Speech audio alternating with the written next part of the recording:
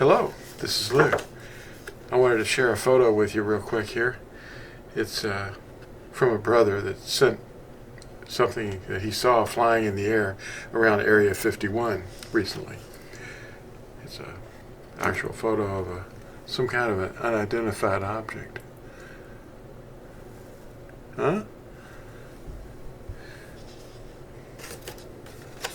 Anyway, I thought he'd enjoy seeing that. We have a color video, a color shot of that too. I wanted to share something with you today about shapeshifting. Shapeshifting is the name of this video, but this is real stuff. That may be, or may not be, but we want to trust that the word of Yahuwah is true, and we can read something that Yahushua wrote about his life with Yahusha after he saw him resurrected and all. Who is Yahushua? Yahushua is one of the four major writers that was experienced a life with Yahusha, and they call him John. John is probably the same John that wrote the book of Revelation. And Yahushua wrote in the beginning, as the very opening words of this, what they call the Gospel of John. His name, John, does not appear in this book. In fact, the writer doesn't identify himself by any other means than to say that he's the disciple whom Yahusha loved. And that only disciple that he loved all of them, but this one he loved particularly more than any other. And he's the younger brother of Miriam and Martha. They call him Lazarus, but his real name is Alazar. Anyway, this book, attributed to John, is written by someone who is an eyewitness to Yahusha's resurrected body. I want to read the very last chapter to you. Not the whole thing, just the last part of it.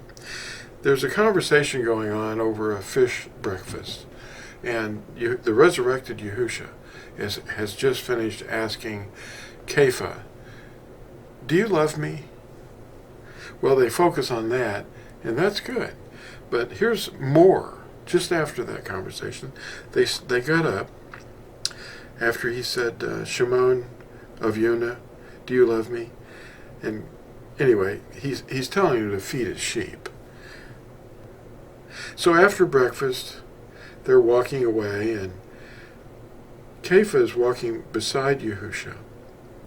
And starting at verse 20, he said, Kepha, turning around, saw the pupil whom Yahusha loved following, who also had leaned on his breast at the supper, and said, "Master, who is the one who is delivering you up?" And seeing him, Kepha said to Yahusha, "But Master, what about this one?" Referring to, because they just had a conversation about how Kepha was going to die. And Kepha knew that Yahushua had already died. Alazar had already died once because he raised him from the tomb. And seeing him, Yahusha said to him, "If I wish him to remain till I come, what is that to you? You follow me." Therefore this word went out among the brothers that this Talmud would not die. However, Yahusha did not say to him that he would not die, but if I desire him to remain until I come, what is it to you? And then Yahushua, or Alazar, continues and says this, "This is the pupil who bears witness about these things, who wrote these things, and we know that his witness is true." Now pay attention to this next part.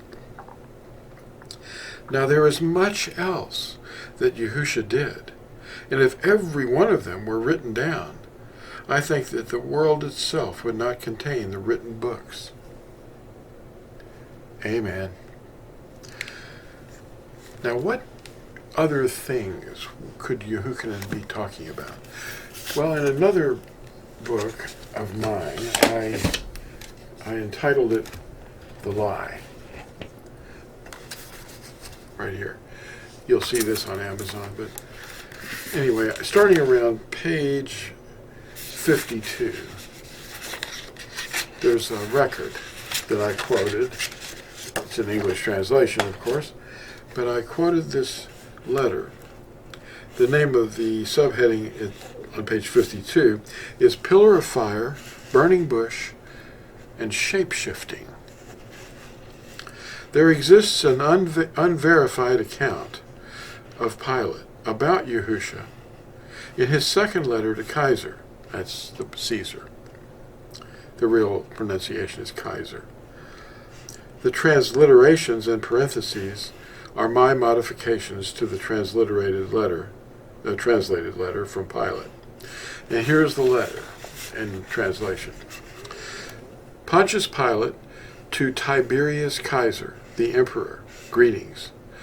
Concerning Yahusha HaMashiach, whose case I had clearly set forth to you in my last letter, at length, by the will of the people, a bitter punishment has been inflicted, myself being in a sort of unwilling and rather afraid. A man, by heracles, so pious and strict, no age has ever had nor will have.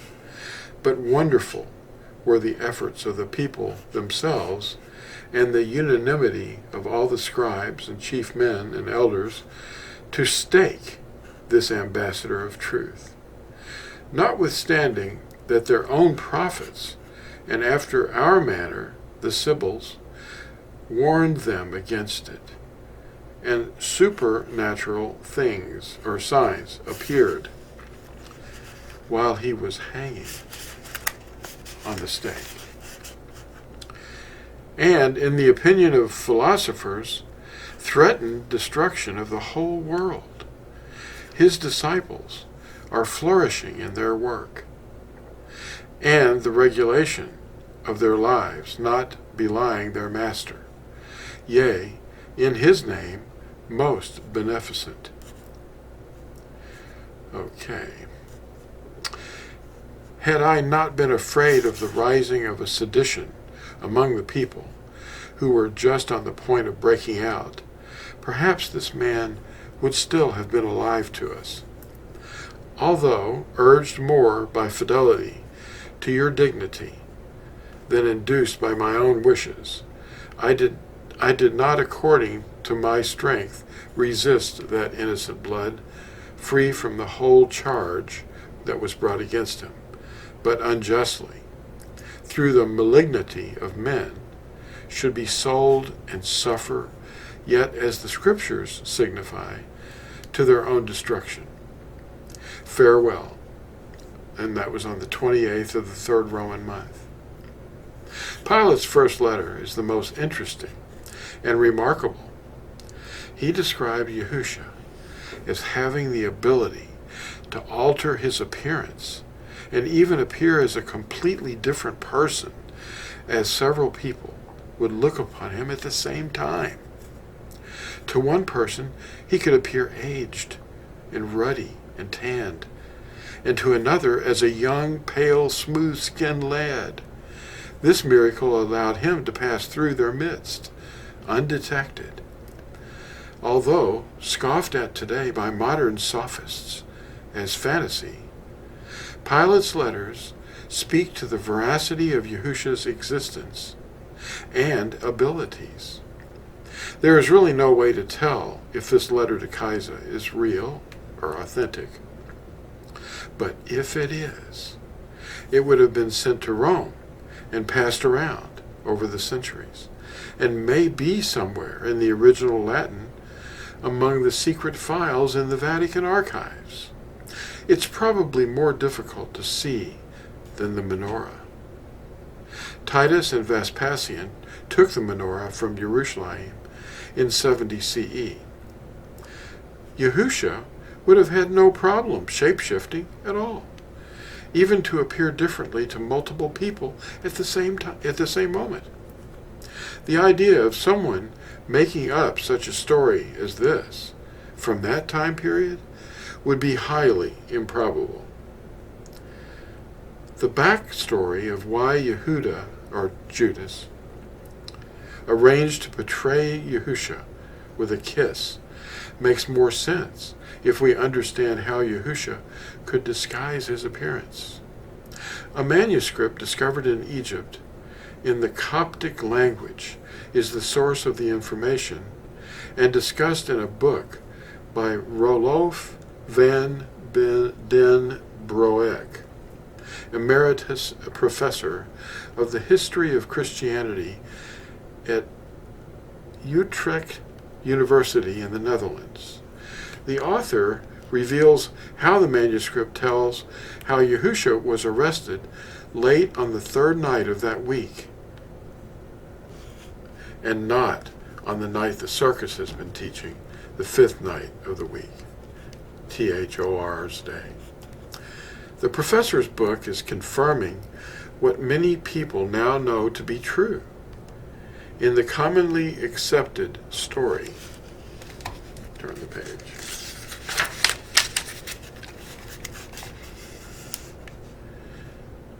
claim that the apostle Judas agrees to betray Yahusha in exchange for cash, and then kissed him to reveal his identity.